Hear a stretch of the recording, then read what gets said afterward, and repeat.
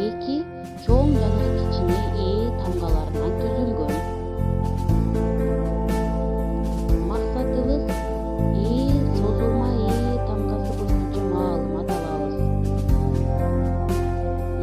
Тамгасы катышкан сөздөрдүн жазуу түрүндө да, сүрөттүү да берилген. Мисалы, ээр, бээ,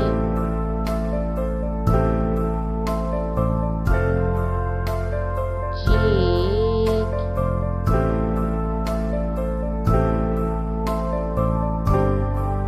балдар, созулма ээ тамгасы эмнелерге окшош экен? Карап көрөлү. Асманда учуп жүргөн куштардын элесине окшош экен, карасаңар. Жана дагы булут арасындагы айга окшош. Бегемоттун оозу ачылып, тили чыгып турган ээге окшош. Жана дагы көптөгөн сүрөттөр берилген.